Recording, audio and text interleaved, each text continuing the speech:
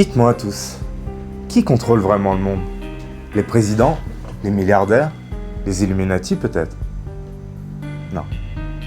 L'homme dont on va parler aujourd'hui contrôle plus d'argent que la plupart des États du monde.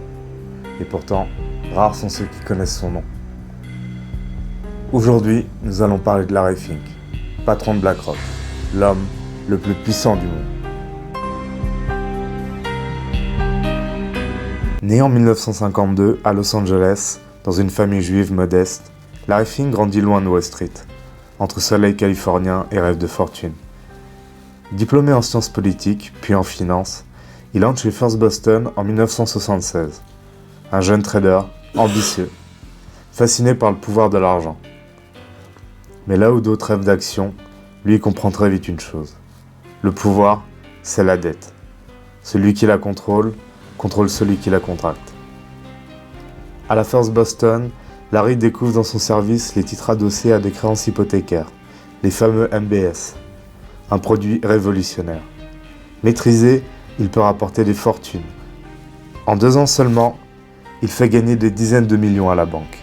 Puis à 31 ans, il devient le plus jeune PDG de la firme. Mais en 1986, tout s'écroule. Une simple erreur de calcul et 100 millions de dollars partent en fumée. Larry est brisé. Sa réputation détruite, et à Wall Street, sans réputation, on n'est plus rien. Il disparaît donc des radars. Mais dans l'ombre, il se prépare sa revanche. Il veut créer une entreprise, où chaque décision serait méthodiquement prise par la logique, et pas par l'émotion. Une entreprise où le risque serait prévisible.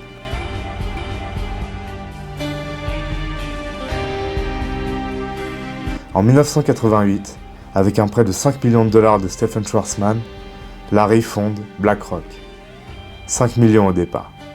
8 milliards d'actifs 5 ans plus tard. Une ascension fulgurante. Son secret? Une IA bien avant l'heure.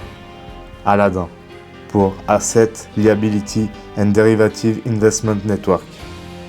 Un système capable d'analyser les marchés en direct, de mesurer les risques et d'éviter les catastrophes. À chaque nouveau client, Aladdin apprend. À chaque année, il devient plus précis, plus puissant. En 1994, BlackRock gère déjà près de 50 milliards de dollars. En 2008, les marchés volent en éclats.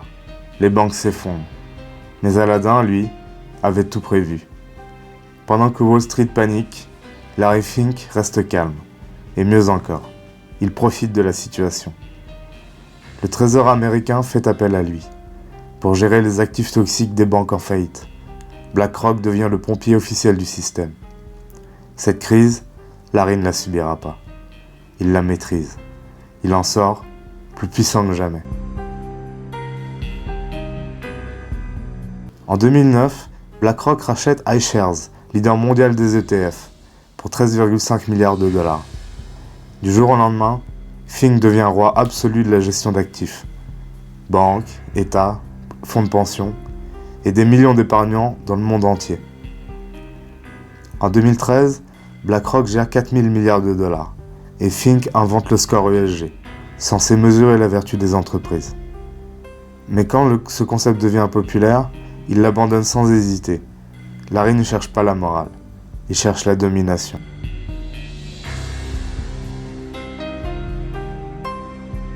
Aujourd'hui, Larry a un objectif bien plus ambitieux. Les infrastructures mondiales. Les routes, les réseaux électriques, les ports, les hôpitaux.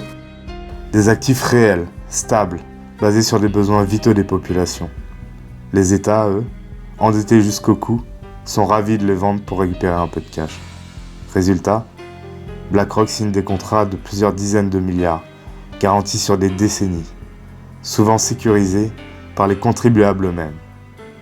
Un modèle sans risque, la perte est publique, le profit privé.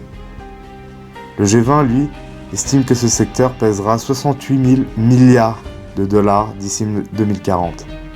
Une somme astronomique, qu'aucune alliance et État ne peut s'offrir. Mais en revanche, derrière le silence médiatique, BlackRock est déjà prêt.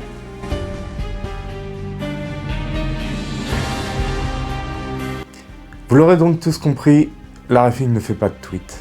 Larry Fink, ne va pas au JT de TF1. Mais en revanche, Larry Fink est partout, tout le temps. Il s'est inséré dans chaque gouvernement, chaque banque, chaque transaction que vous faites. Invisible et méthodique. Jour après jour, BlackRock obtient inlassablement tous les éléments clés de notre société, de nos vies même. Mais pendant ce temps-là, les gens, eux, ont les yeux rivés ailleurs, bien trop occupés par la politique ou la guerre. C'est donc patiemment que Larry Fink met en place ses pions pour l'avènement de son nouveau monopole mondial.